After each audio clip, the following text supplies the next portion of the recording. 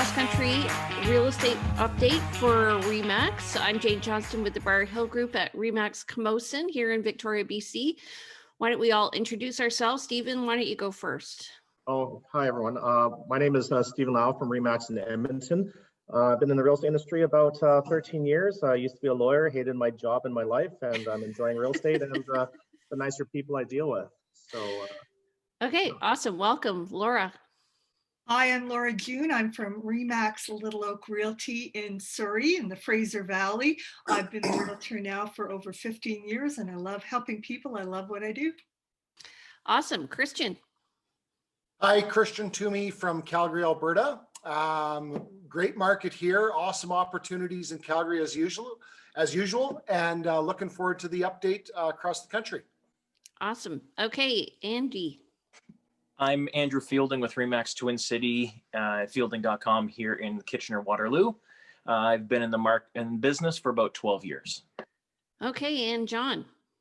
Hi there, I'm John Sheehan from RE/MAX Ocean Pacific in the Comox Valley on beautiful Vancouver Island. I'm going on 5 years in the real estate business, and like Laura, I'm loving every minute of it. Awesome. I've been in business for 14 years and with RE/MAX for the past 5. The whole reason why I got into real estate was, and especially RE/MAX, was to connect with professionals just like you and to sort of bring the whole vision of what's going on in real estate across the country, because we hear from RBC and other big banks these market reports, but they're quite general. So I thought we could dive in today and see what's going on in your markets. So we have a taste of people across the country here. Actually, Andy, why don't we start with you? How is real estate in Kitchener-Waterloo? It is absolutely bonkers. In October was we set another record. September, we set a record for sales, value, prices, all that. And we set another record in October. We had 417 detached homes sell in October, which is up 25.6% over October of last year. 94 condos, 134 townhouses, and 46 semis. So that 417 was just single detached houses. Our market is crazy. Our values over October last year went up just over 19%, and we're sitting at an average of $635,000 for a single detached home. So it is going absolutely crazy out here, which I find really weird based on what's going on in the world. But the banks here are making it, giving really good incentives for people to get into the market. But the problem is people just, they're having a hard time with the money, right? Houses here, like I said, we've gone up 19% in 1 year, from 1 month. So it's definitely been a challenge. Yeah. It's if you're a seller, you're laughing. If you're a buyer, sometimes you have to laugh to keep yourself from crying. Right. What about you, Christian, in Calgary? So bit of a different story here in Alberta. As most people know, Alberta and Calgary specifically have had downward pressure on prices and sales since about 2014. That was our peak at that point.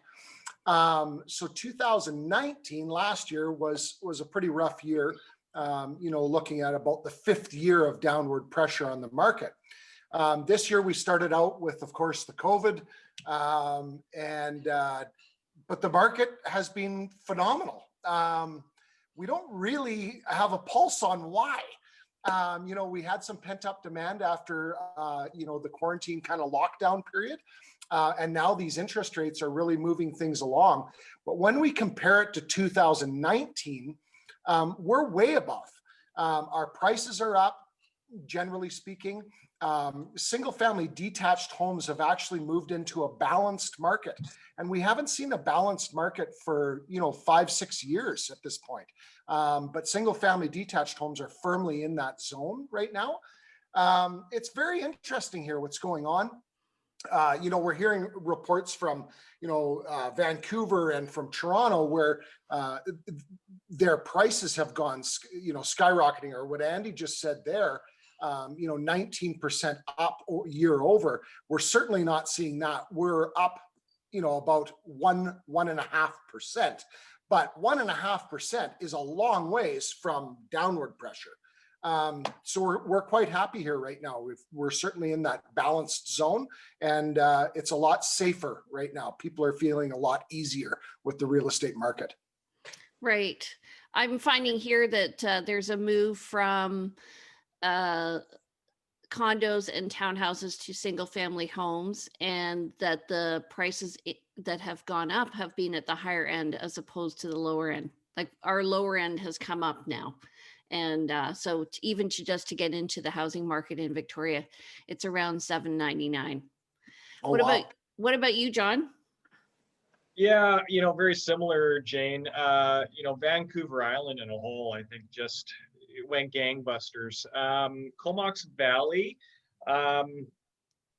you know, like Andrew said, it's nuts. It's nuts. There's just no inventory right now. Everything is sold, and probably sold in multiple offers over the last month. We have a lot of buyers, again, like what you were saying, Jane, a lot of people coming out from the big cities. They're looking, you know, to get out of their condos or townhomes. They want some property, especially, you know, with the news of the second wave coming. Right.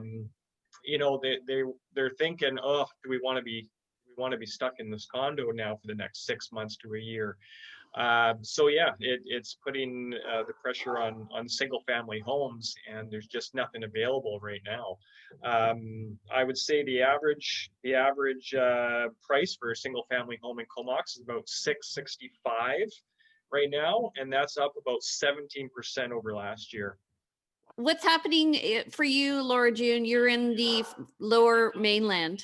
Yeah, you know, although prices are up everywhere in houses, townhouses, and condos, the big news here in the Fraser Valley is the sales activity. In October, the Fraser Valley registered the highest numbers ever in recorded history of the Fraser Valley. So our sales activity is off the chart like never before.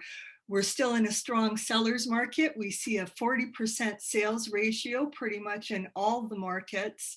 But again, it goes back to that sales activity. Surrey has gone up 64% over October of last year. And White Rock, South Surrey, this is staggering, 90% increase over October of last year. So although prices, you know, are going up, not you know, the average house in Surrey right now is $1,047,000. A year ago, it was $950,000, but it's really about that activity. There's no inventory like John in Comox. Our numbers are down. We can't keep a listing if you take one. Everything sells in multiple offers, and it's still pretty wild out there. What I notice interesting this year, though, is typically when we have an election year with federal or provincial election, we always typically see that little slowdown right before. That didn't really happen. Maybe a week before, the phones kind of went a little bit quieter than they had been. And then as soon as that was over, come Monday, they started ringing again. So it's very different, that's for sure. What about you, Stephen, in Edmonton? Okay, I will also concur with Christian Twomey that these are strange times. With COVID earlier this year, I don't think anyone would have anticipated that the Alberta market in particular would be as robust as it is. The current stats are that in the Edmonton metropolitan area, real estate sales have gone up 26.34% compared to a year ago last October. And it's just phenomenal. The single family homes are selling for an average of $442,854, and that's a 5.05% increase from last year. So we're seeing increased prices when people are losing their jobs. So like economics, I think I need to go back to university and figure out what the heck they taught us, because it doesn't seem to be right. And my prediction for next year is very turbulent year. Christian, you probably know Husky Energy and what's the other company? Was it Synovus or who that just merged?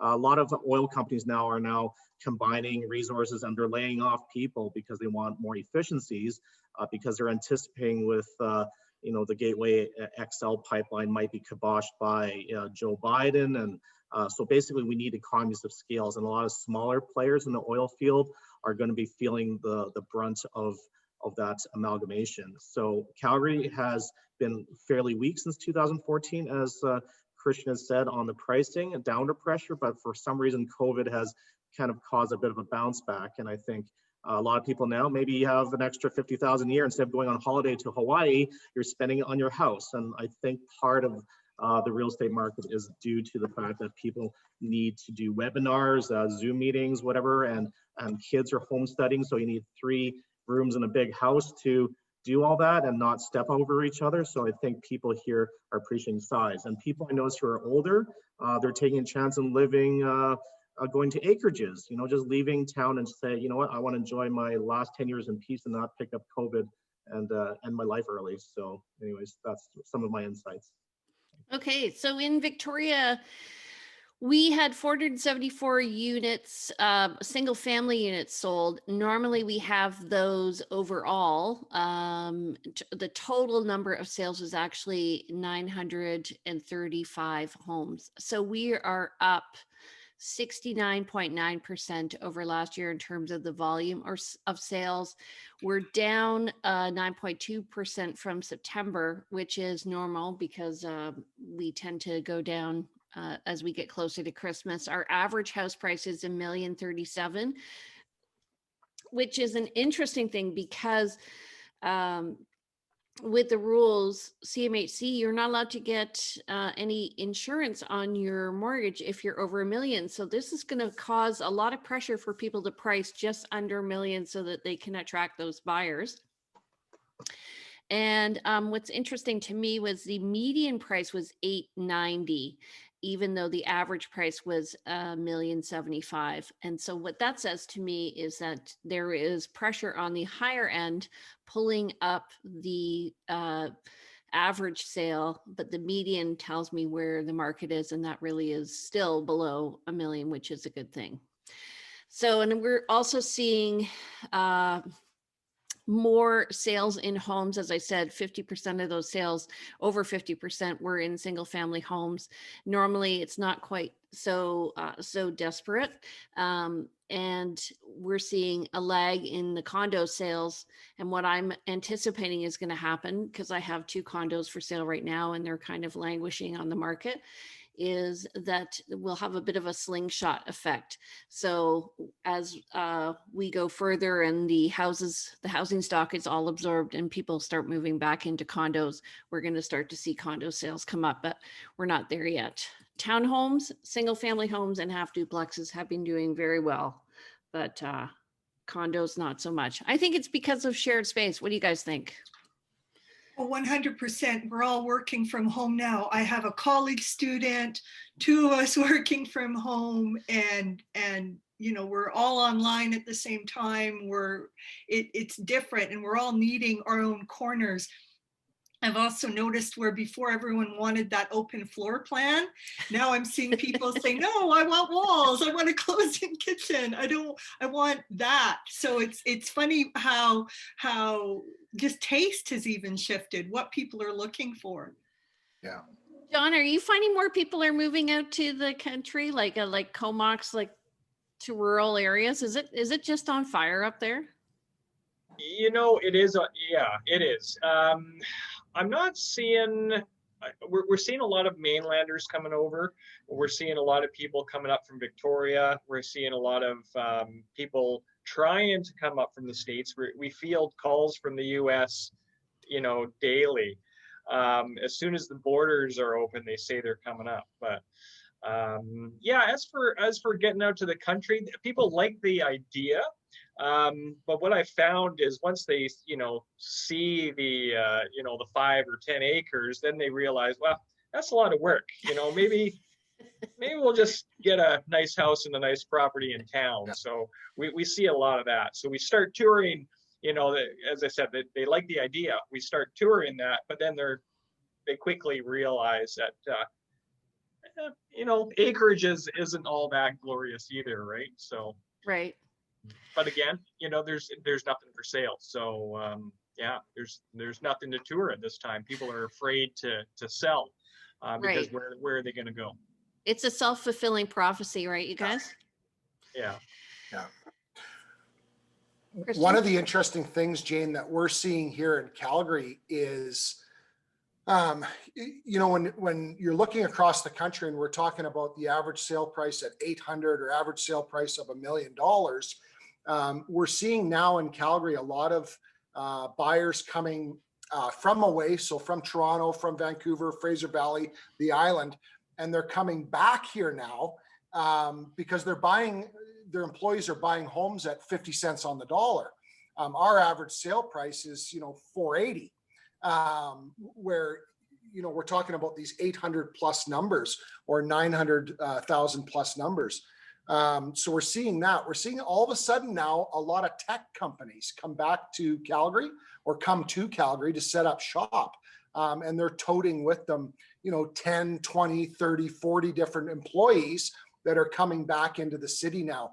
Our commercial properties downtown have been hit really hard with the oil industry over the last 6 years.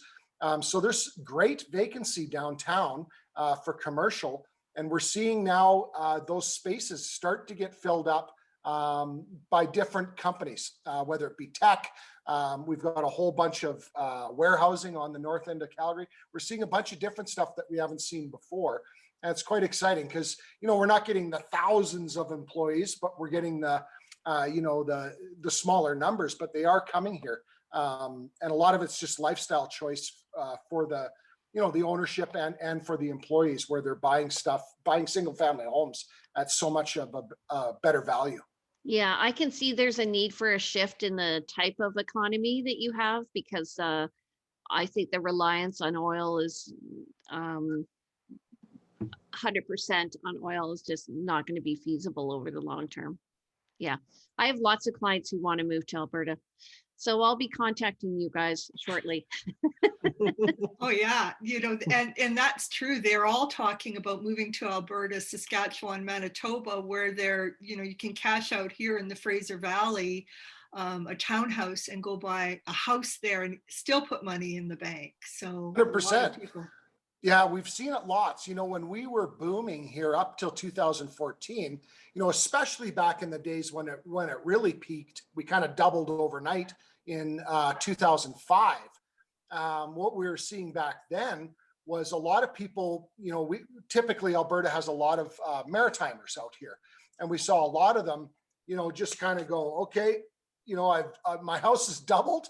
I've paid everything off. I'm out. And they went home.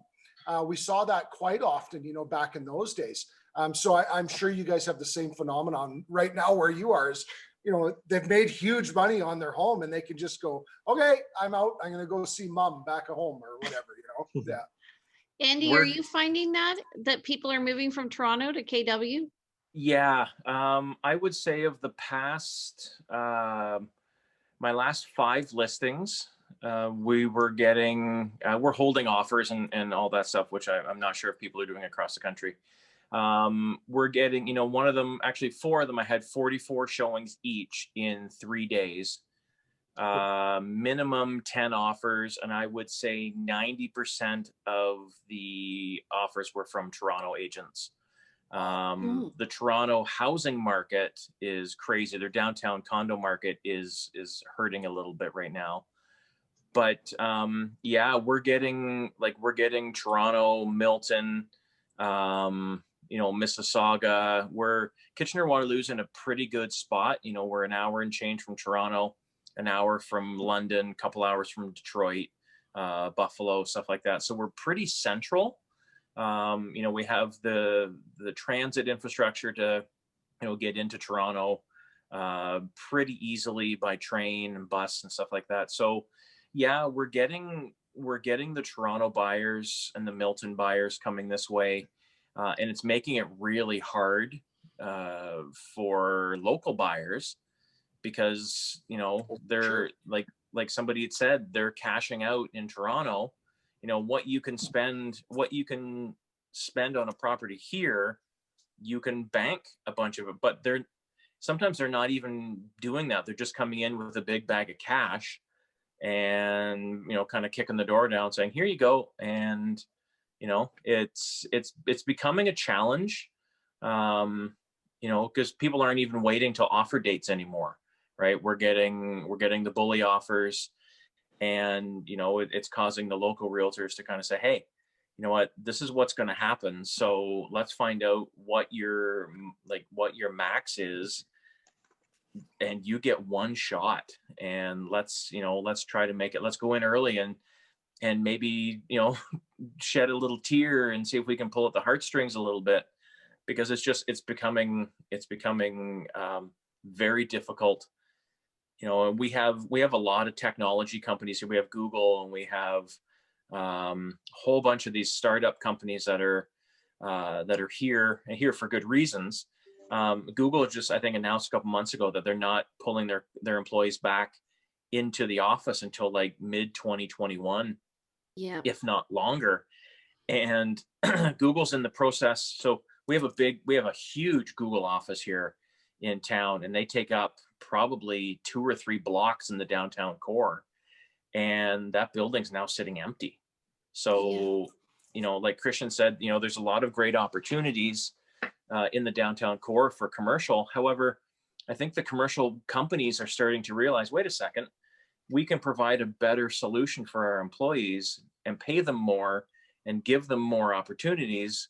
We don't need this big, massive footprint. And the Google office here is like, I've never seen anything like it. I've been in it, and it's just like, it's mind blowing how awesome that building is. But I think that people are downloading the cost of running their businesses to the workers. So a lot of people are using their own computers at home, their own desks. So I think there'll be a shift. After a while, there'll be, I think, a bit of need for corporate culture and a shift back. What do you think, Stephen? I think I'm just thinking about Christian in Calgary. I think the vacancy rate downtown is 30%. And I think Amazon who was looking at a second city, which I think they ended up choosing New York. Edmonton was in the running for a while, and I think Calgary was bidding for the same thing, for, you know, a big center for Amazon, like a, you know, second city for Amazon. And we do see a huge Amazon warehousing. We're seeing a lot of warehousing and logistics. I think Calgary's probably the case. WestJet is based out of Calgary, and there's how many planes that are stuck there, and a lot of flight cancellations. We're going to see a lot of consolidation. There's a lot of people who are unemployed with no jobs to go to because they're in the service industry. And my family runs a restaurant. They're in the same boat, because if people are afraid to go out, they're like, skip the dishes is busy. But I think the economy right now is in a bit of a holding pattern in Alberta, because they have to wait to see if you know, Joe Biden is going to do some dramatic policy changes, because we are extremely tied economically to the States. And we used to have opportunities in exporting our agricultural products to China, but as everyone knows, China hates our guts right now, because we're holding their CFO hostage on behalf of Trump. So until that case gets resolved, I think we are still in for some troubling times. And I think our hope is that a lot of people, realizing how cheap it is to live here, might cash out of their you know, their gains in real estate and other provinces and come back, especially if they were originally from Alberta. So that's some of my insights. But our government is really suffering, because a lot of our revenue that pays for our government jobs in Edmonton as the provincial capital, the revenue's not there. They're basing our provincial budget on $50–55 a barrel oil from a few years back, and now it's at what, 35–40 max. So we have a continual pressure to cut jobs. There's a big controversy with Jason Kenney, our premier, trying to renegotiate with the doctors, canceling contracts, laying off nurses, and in the middle of a pandemic. So we have a lot of political infighting and economic uncertainty, and nobody knows what's going to go on in the next 6 months. I think the big word for this year is shift.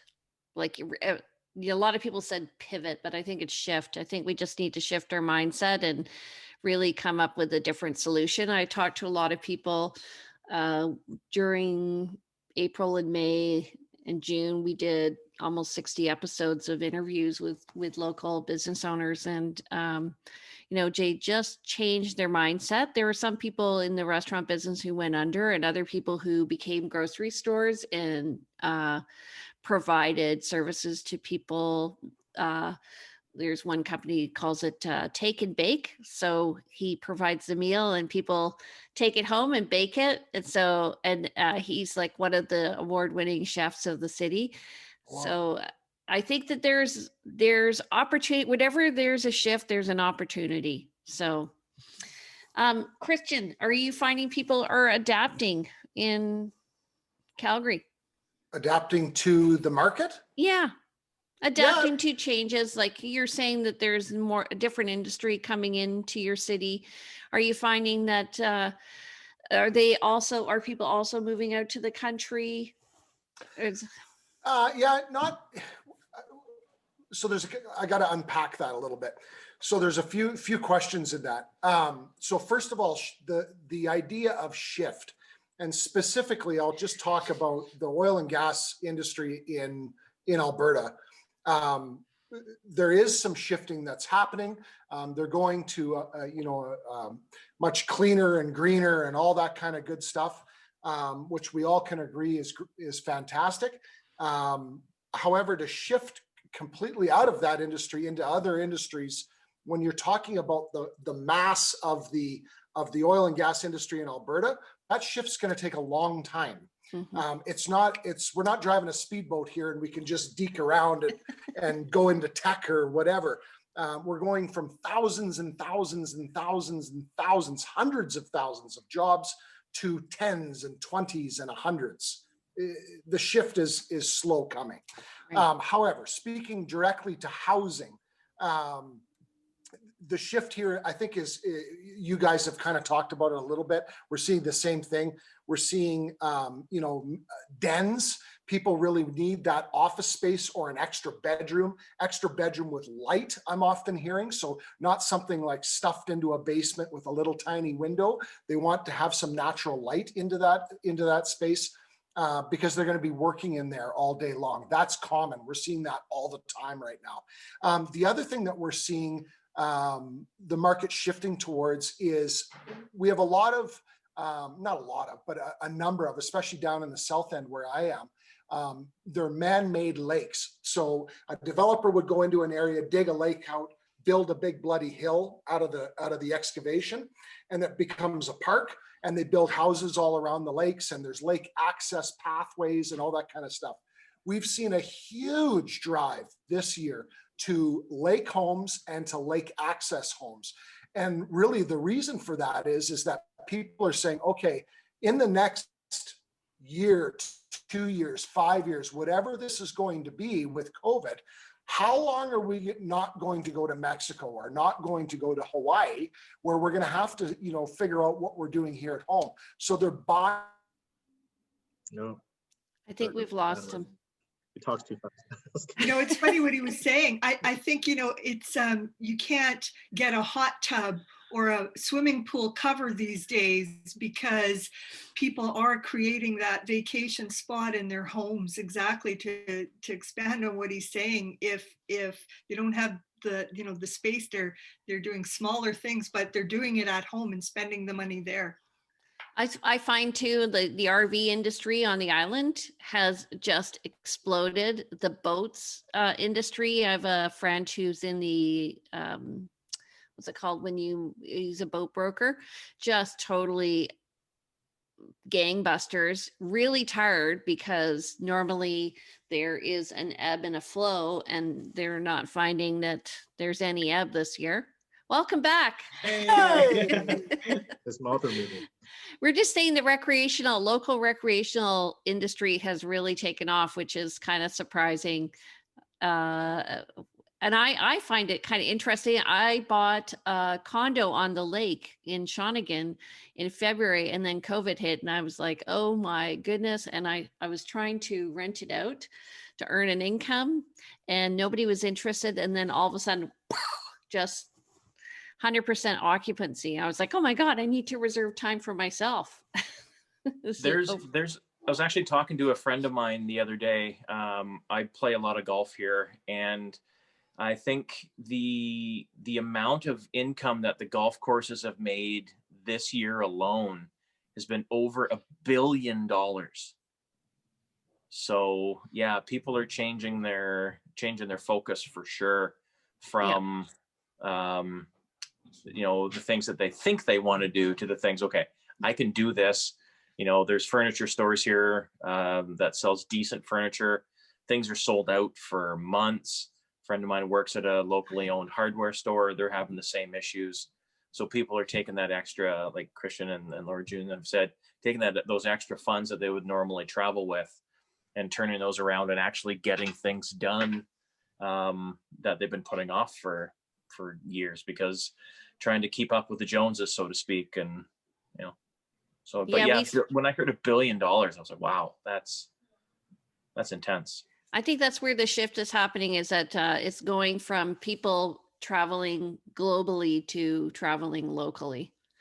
So let me ask you guys a question, because we do a Monday morning market update here in Victoria, and we were discussing, would you recommend people list their home between now and Christmas? Because usually the market in Victoria starts to die down. We are finding it's still going gangbusters at 900 units a month. Would you still recommend your clients list their home now as compared to the spring market? Stephen, you go ahead. I definitely would agree with that. Our inventory is lower than in past years, I think by about 12%. So I think our prices have maintained its stability and even gone up since last year, because a lot of people who otherwise would have sold their home may have been freaked out by the intensity of COVID, didn't know what the impacts were, and nobody did. So they didn't want anyone in their homes. So I think there's definitely a supply shortage, and I think that's consistent across the country. So I think that will could generate multiple offers. I've actually had more multiple offers this year than I have in the last half dozen years combined. In Edmonton, it's not like Toronto or Vancouver where there's people lined up. You know, you're lucky to get a multiple offer maybe a couple times a year, but now it's just insane. So I definitely think if you're motivated and you have somewhere to go, inventory is low, make a move to sell now if you can. There are buyers. Okay, Laura June. Oh, yes, we need listings and we need them badly. We don't know what's going to happen come spring, honestly, in the Fraser Valley. Right now, I know prices are up. I know that it's a strong seller's market. And for those that want to sell their property, the time to do it is probably now, as opposed to waiting 6 months into an unknown. So now, yes. Okay, John. In Comox. Yeah, I'm gonna agree with Laura. If they want to sell, now is the time. We have the buyers. Again, who knows what's going to happen in the spring? With so much uncertainty going on, I would say, you know, if they're going to want to sell in November or December, we have a buyer for sure. Okay, Andy. Yeah. I say the same thing to my clients. I know what's happening today. I know what's happening tomorrow. I don't know what's going to happen in December, January. So yeah, if you can sell now. One thing I am finding too is people are getting caught in the game. You know, my neighbor sold for $750. Well, I want $750. Yeah, but your neighbor listed at $599 and they got $750. Mm-hmm. So, you know, if a person is willing to price it where it should be, not necessarily where neighbors have ended up, then absolutely right now is the best time to do it. Because I can show them, here's what happens if you price it where your neighbor got versus where you should be. Yeah, the market is same here in Kitchener, Waterloo and area. Our inventory levels are very low. So yeah, now I also want them to decide where they're going as well. And that can add some added stress, but yes, sell, put the house on the market today. Go to Alberta. Christian. Great question. You know, and what I do is I try to dig down a little bit on, it's different here because we're not blowing the doors off everything right now. So what I do is I try to dig down to, what's the reason behind selling? Where are you going? What's the goal? Let's then build a strategy to get you to that goal. And if that means listing today, then let's list today. If that means waiting until February or March, we'll wait till February and March. The caveat to that, which everyone has alluded to, of course, is that we don't know what's going to happen in March. COVID is this huge variable right now that we can't control, and we don't know anything about, and we don't know what's going to happen. But we do have history. We have 50 years of data that we look at, and we can go off of that. We can go off what's real and try to build a strategy that's best for the client. I just had this conversation actually like 2 days ago, and part of it was they live in a particular area that's very walkable. People walk their dogs to the river. There's a lot of shops and pubs and breweries that people can walk to and sit outside, but it's best shown in the summer months. So really, now is not the ideal time for them, but it really depends on the client. I think it also depends, as Andy was saying, on what's happening with the market, and your list and your sale price are two different numbers. And just understand, when you're listing at where the market value is, you're going to get a lot more interest than if you try and list high. You're going to languish on the market. I definitely have that happening with two listings right now. And I think one thing people need to take into consideration as well is what's going to happen in January, February, March, when all these big companies are forced to lay people off, right? I've been talking with a couple colleagues over the past couple of weeks, and it's like, I'm saying, I can't see the market slowing down at all. CIBC and RBC are all saying, yeah, in the next year and a half, 2 years, it's going to go crazy. But I'm not sure if they're taking into consideration all these manufacturing companies that are going to have to change or shift or just flat out close, and what it's going to do to the market when that happens. Yes, from a commercial standpoint, but also, okay, all these people are now out of jobs that, all of a sudden people can't afford their houses. So the inventory levels are going to go up, but the prices are going to go down because people can't afford to pay what they've been paying. So it's going to be interesting over the next 5 or 6 months to see, will the banks lower their rates even more? And then how will that affect everybody in 5 years when, okay, we now have to correct that decision and your rates are now 5 or 6%. Okay, that's going to possibly create more inventory. Like it's going to be a very big challenge, I think, in the next 6 months. Yeah. I find that I tell people we only know what we know right now. And we especially learned that lesson last February when we were advising people to wait till March to list homes. And I have a couple of clients. I always say, do what nobody else is doing. Don't follow the pack. Don't be the lemming. Be the leader. And if we think that things are possibly going to go down, then list a little aggressively. If we think they're going to go up, then list a little higher. But I'm not afraid to tell people where I think the number is actually going to be. They're going to get an honest answer from me anyway. But sometimes people just will have to listen to themselves, and then they'll come around.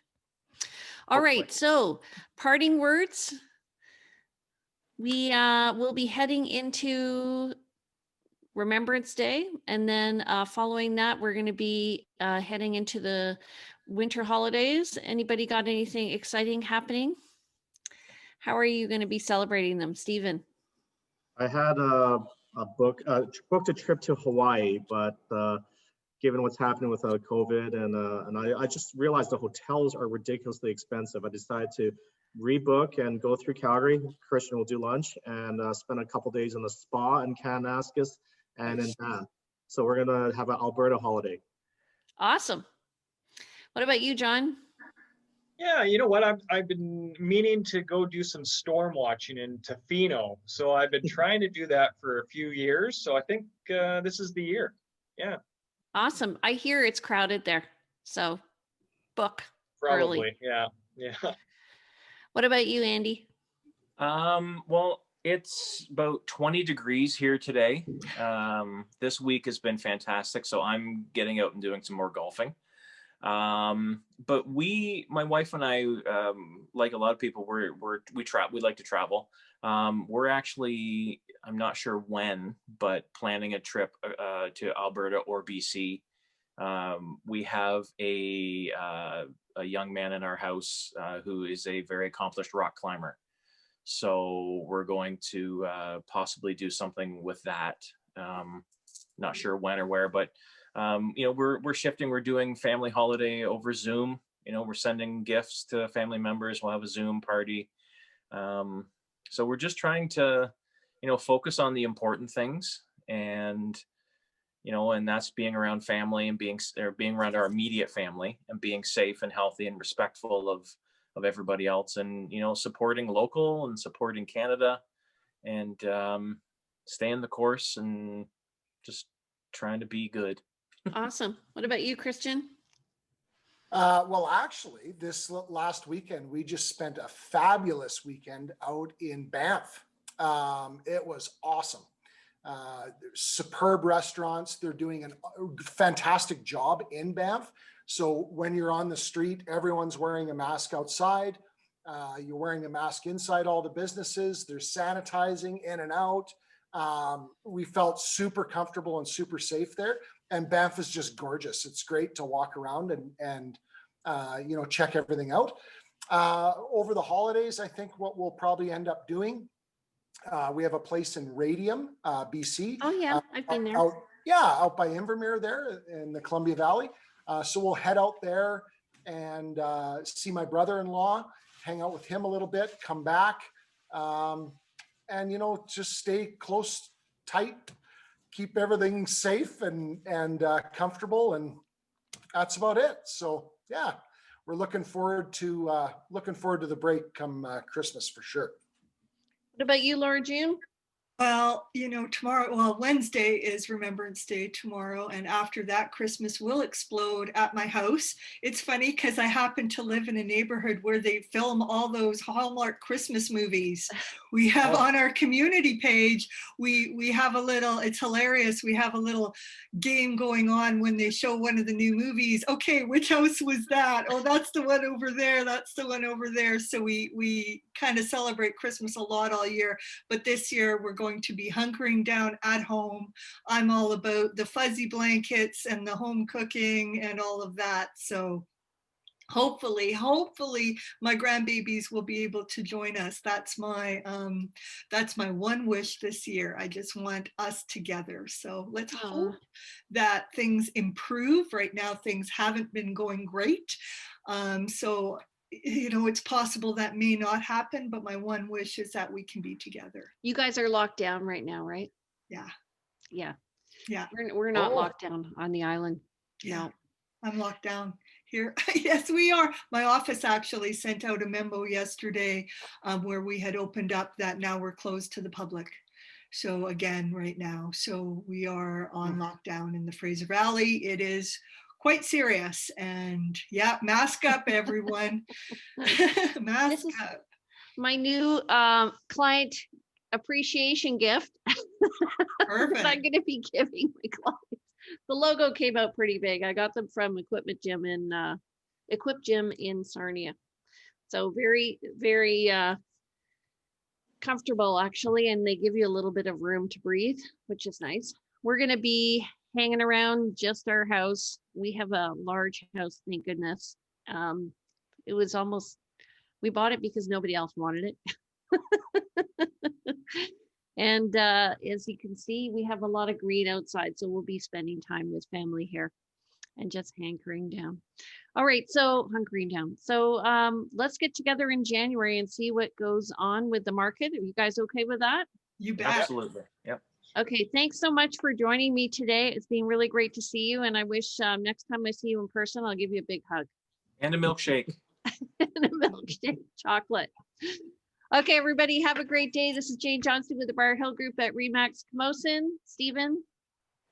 Stephen Lau from RE/MAX in Edmonton. Give me a call if you're moving here or selling. Okay, Laura June? Laura June from RE/MAX Little Oak in Surrey. And Christian? Christian Twomey with Remax Landed in Calgary. And thank you, Jane, for setting this up and always chairing such a tremendously positive meeting. Thank you. You're welcome. Andy? Andrew Fielding, Remax Twin City in Kitchener, Waterloo, and fielding.com. Okay, and John? John Sheehan, Remax Ocean Pacific Realty in the Comox Valley on Vancouver Island. Thanks, Jane. You're welcome. So we'll see you here on the Cross Country Market Update. Please look in every week as our members are posting updates on what's going on in their market. And I'm going to be posting every Monday with our Victoria He Said, She Said, They Said. If you want any information, just contact us on that page. We'll put you in touch with the appropriate realtor. Have a great day, everybody. See you, everybody. Bye, everyone.